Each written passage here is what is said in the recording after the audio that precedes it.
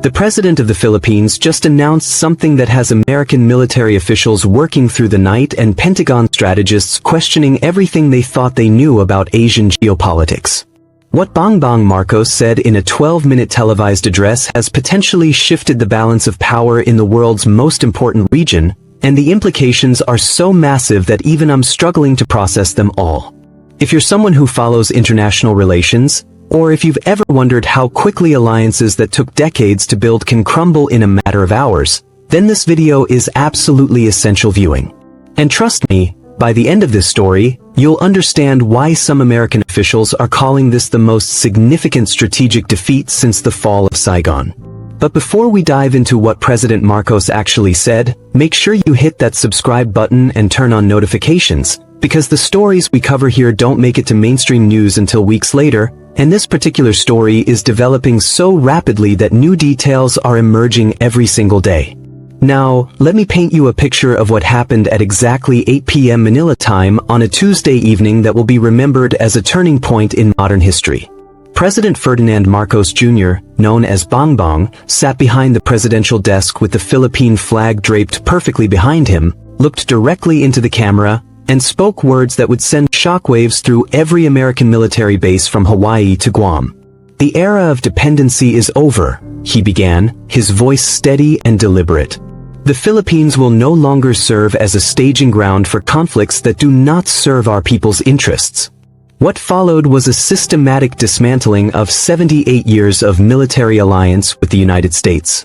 The president announced that all U.S. military bases in the Philippines would be given a 12-month closure notice. 28 joint military exercises scheduled for the next 2 years were canceled immediately. The Visiting Forces Agreement, which had governed American military presence since 1998, was officially terminated. But here's where the story gets personal, and this is something the mainstream media isn't covering. Colonel James Martinez had spent 25 years building relationships between American and Filipino military units.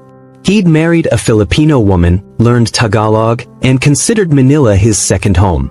On Wednesday morning, less than 12 hours after the president's announcement, Colonel Martinez received a formal letter from the Philippine Department of National Defense.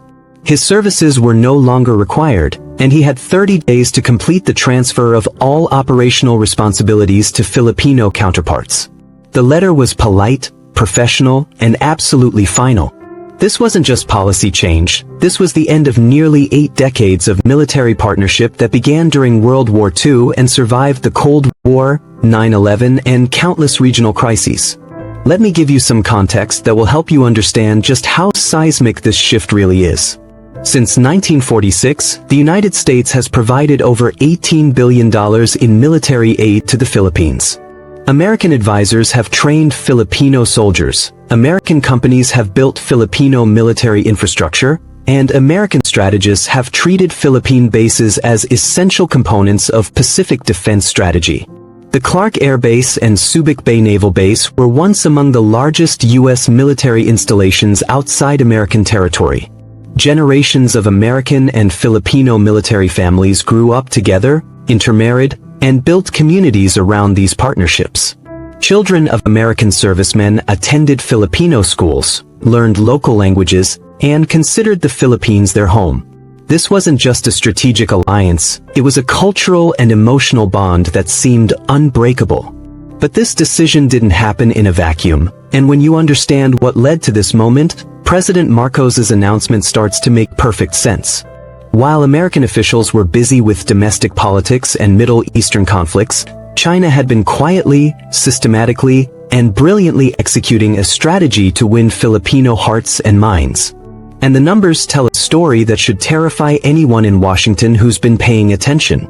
Just 1 week before President Marcos's announcement, Chinese President Xi Jinping signed a comprehensive partnership agreement worth $24 billion in infrastructure investment. This wasn't just money, this was a complete transformation of Filipino economic possibilities. High-speed rail connecting Manila to the southern islands, deep-water ports that could handle the world's largest cargo ships, and smart city developments that would leapfrog the Philippines into the digital age. But here's the part that will really surprise you. Remember all those South China Sea disputes that had been causing tension between China and the Philippines for years? The territorial conflicts that American media portrayed as permanent sources of regional instability? Those disputes were suddenly resolved through what President Marcos called mature dialogue between neighboring nations who respect each other's sovereignty. Let me tell you about Roberto Villanueva, a 54-year-old fisherman from Palawan who has been fishing these waters for over 3 decades. For the past 5 years, Roberto and his fellow fishermen had been blocked from accessing some of their traditional fishing grounds by Chinese Coast Guard vessels. The confrontations were tense, sometimes dangerous, and always unproductive. On Thursday morning, just 2 days after the president's announcement, Roberto took his boat out as usual. But this time, when he reached the disputed waters, Chinese patrol boats actually escorted him to the best fishing spots and provided weather updates for his safety. Roberto returned home that evening with the largest catch he'd had in 5 years. "They treated us like neighbors, not intruders," Roberto told local reporters. "For the first time in years, I felt respected in my own waters." This is the human reality behind the geopolitical chess moves, and it explains why a recent poll conducted by the Philippine Social Weather Station found that 47% of Filipinos support President Marcos's decision to pivot away from the American alliance. But let's talk about the American response, because this is where the story becomes truly fascinating. Within hours of President Marcos's announcement, emergency meetings were convened at the Pentagon, the State Department, and the National Security Council. According to leaked documents that surfaced in the Washington Post, one senior defense official described the situation as a strategic catastrophe that undermines decades of careful alliance building in the region. The immediate practical implications were staggering. The Balikatan exercises, joint military training operations worth $3.2 billion annually, were terminated immediately. 9 major U.S. military installations, including radar stations that monitor Chinese military activity and logistics hubs that support American operations throughout Southeast Asia, received formal closure notices. But again, let me make this personal for you. Staff Sergeant Michael Johnson had been stationed at Clark Air Base for 8 years.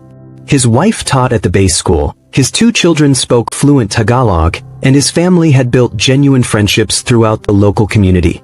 On Friday afternoon, Sergeant Johnson received orders to report for immediate reassignment to Okinawa, Japan.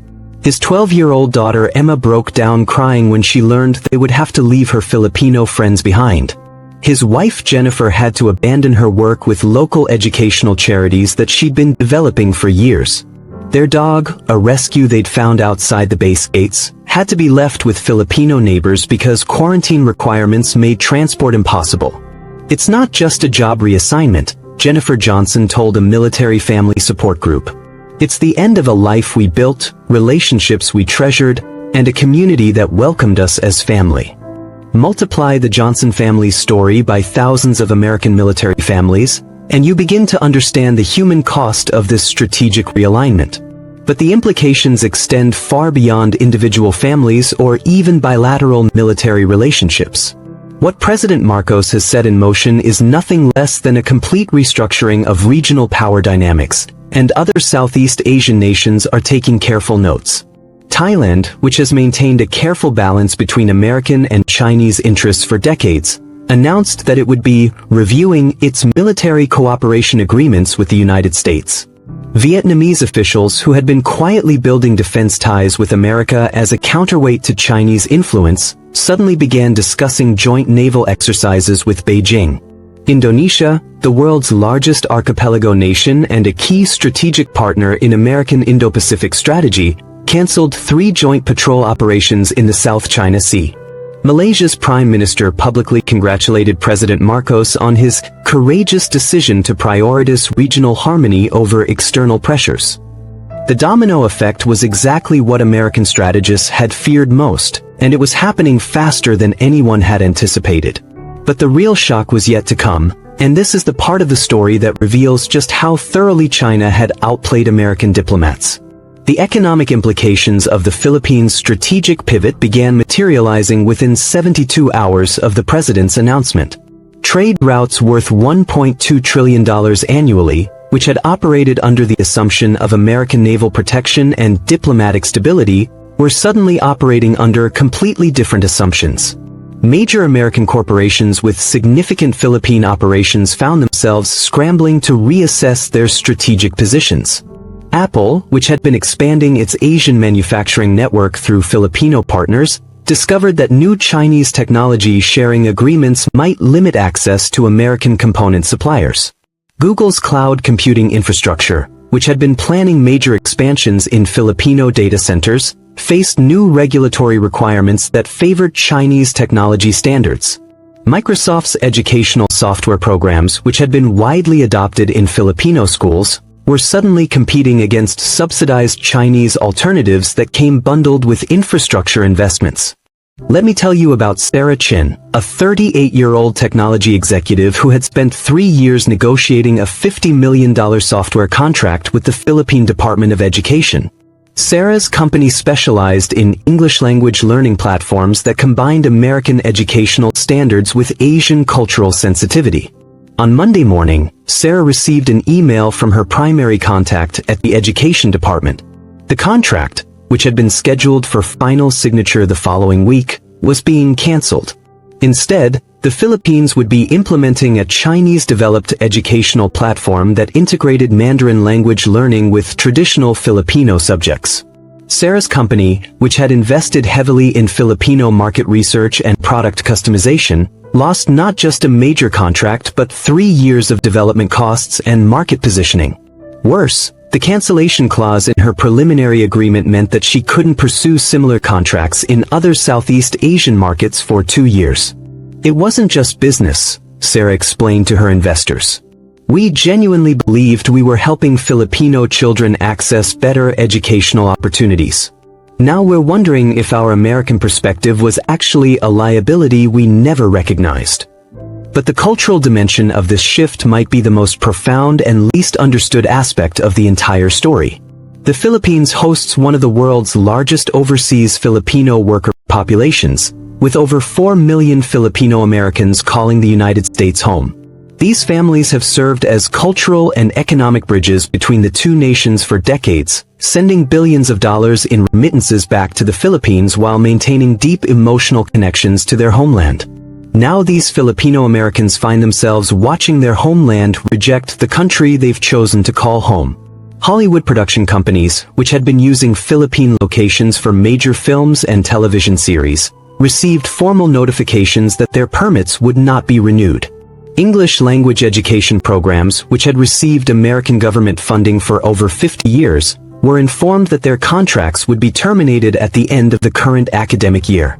Let me share the story of Maria Santos, a 45-year-old English teacher who had spent 15 years building a program that helped rural Filipino children access American university scholarships. Maria had personally guided over 200 students through the application process, celebrating when they received acceptance letters to schools like UCLA, Northwestern, and Boston University. On Thursday evening, Maria received a call from the Department of Education informing her that her program's funding would end in 6 months.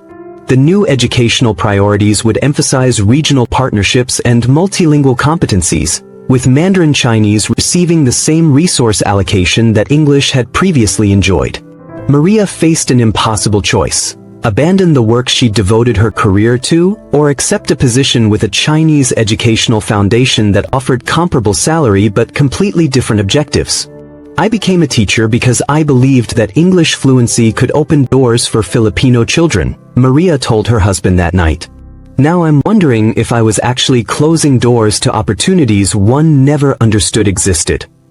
The military strategic implications of the Philippines' pivot are so complex and far-reaching that Pentagon analysts are still trying to calculate the full impact. China has gained access to Palawan airfields that provide staging areas for operations throughout the South China Sea. American intelligence gathering operations, which had relied on strategic positioning in Filipino territory, lost critical monitoring posts that had tracked Chinese submarine movements for decades. Australia and Japan, America's closest allies in the region, suddenly found themselves much more exposed to Chinese military projection. Taiwan's defense calculations, which had assumed Filipino support in any conflict scenario, required complete revision. Perhaps most significantly, nuclear submarine routes that had provided America with strategic flexibility throughout the Pacific were compromised. Chinese access to Filipino naval facilities meant that submarine movements that had been secret for decades were now potentially observable. But let's zoom out and look at the bigger picture, because what's happening in the Philippines is part of a global pattern that represents perhaps the most significant challenge to American global leadership since the end of World War II. Within a week of President Marcos's announcement, the Philippines formally applied for BRICS membership, joining an economic bloc that represents nearly half of the world's population and increasingly serves as an alternative to Western-dominated international institutions. All trade agreements denominated in US dollars were formally terminated, with new contracts requiring settlement in Philippine pesos, Chinese yuan, or a basket of regional currencies. This might sound technical, but it represents a direct challenge to the dollar's role as the global reserve currency. Regional currency discussions, which had been theoretical academic exercises, suddenly accelerated into practical negotiations. The prospect of a Southeast Asian monetary union, anchored by Chinese financial institutions rather than American banks, moved from possibility to probability. Let me tell you about Carlos Rivera, a 52-year-old businessman who had built a successful import-export company by facilitating trade between American manufacturers and Filipino distributors. Carlos had always conducted his transactions in US dollars, using American banks and following American trade protocols. Last Friday, Carlos received a directive from his largest Filipino partner. All future transactions must be conducted in yuan or through Chinese financial institutions. Carlos discovered that Chinese banks were offering more favorable exchange rates, lower transaction fees, and faster processing times than their American competitors. "I'm not anti-American," Carlos explained to his employees. "I'm pro-business. If Chinese financial systems offer better terms and my Filipino partners prefer them, what choice do I have? I'm not going to sacrifice my company for geopolitical symbolism." Carlos represents thousands of business owners throughout Southeast Asia who are making pragmatic decisions that collectively represent a massive shift away from American economic influence. As we reach the end of this story, I want you to understand that we're not just talking about one country's foreign policy decision. We're witnessing the emergence of a multipolar world where American preferences are no longer automatically accommodated, where other nations have viable alternatives to American partnerships, and where the assumptions that have guided American strategy for decades are proving inadequate for current realities. The phone call that American officials received from Manila wasn't just a diplomatic notification. It was a signal that the era of American hegemony in Southeast Asia has ended, not through military defeat or economic collapse, but through something much more subtle and ultimately more powerful: the quiet assertion by a sovereign nation that it has the right to choose its own partners and define its own interests. President Marcos didn't declare war on America or issue dramatic ultimatums. He simply announced that the Philippines would make decisions based on Filipino interests rather than American preferences. In the context of international relations, this represents a revolutionary shift that other nations are watching with intense interest. If the Philippines can successfully assert its strategic autonomy while maintaining economic growth and regional stability, what's to stop Thailand, Vietnam, Indonesia, or dozens of other nations from making similar choices? The template for post-American international relations is being written in real time, and the implications extend far beyond Southeast Asia. Before you go, make sure you're subscribed to this channel and have notifications turned on, because this story is developing so rapidly that new developments are emerging daily.